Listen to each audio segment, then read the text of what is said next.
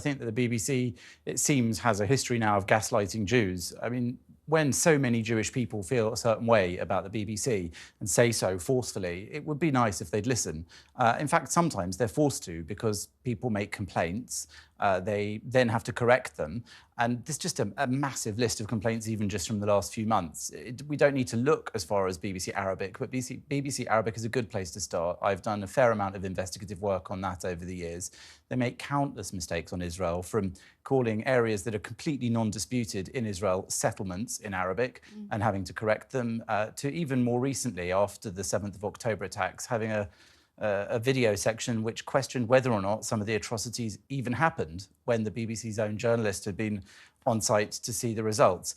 These things tend to get apologised for and tucked away somewhere on the website, corrected very quietly, often far too late. They also, in response to some of the work I've covered, responded far too late by their own rules, often taken over a year to change things. For example? Well, for example, we just need to look at some of these BBC Arabic issues, for example. And beyond that, think back to that bus of Jewish school children who, it's not even anything to do with Israel, who were celebrating Hanukkah in Oxford Street. The BBC dug in, insisted that the children who'd been abused by people with anti-Semitic chants and people throwing things at them, they insisted the children had been anti-Muslim, when there was absolutely no evidence of that in the video footage. Eventually, it took them weeks, I think about 6 weeks, to change it after a massive uproar among the Jewish community.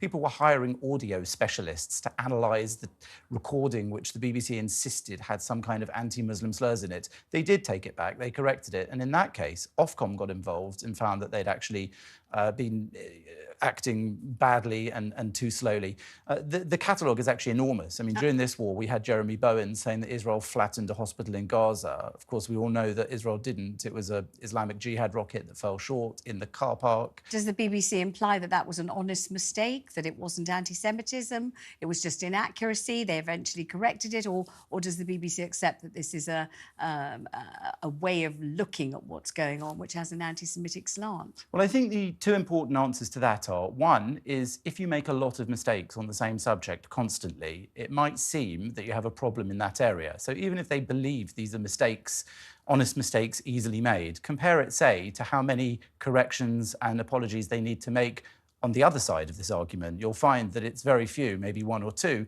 There's a massive catalogue if you go through the BBC apologies for things they've got wrong about Israel. Even thinking back to COVID, I was on a BBC programme called Dateline London, where they insisted to me that Israel's record on vaccinating its population quickly was marred by the fact that they weren't vaccinating Palestinians.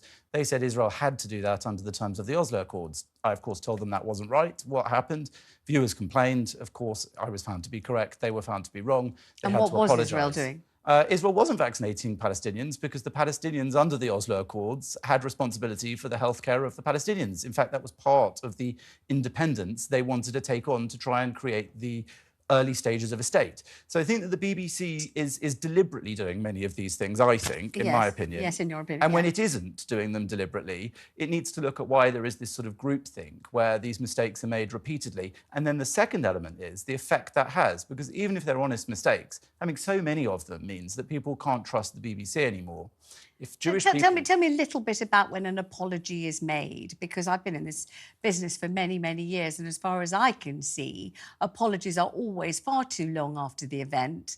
Where they're issued, how they're given, has very little impact at all. What has an impact is the initial story, which is wrong or racist or biased or whatever. The apology, if it ever comes, when it ever comes, is a trickle that evaporates very quickly. No one ever notices it. And it's usually tucked away on their apologies website. I mean, I don't know anybody that looks at the apologies website except for the people that made the complaints and journalists.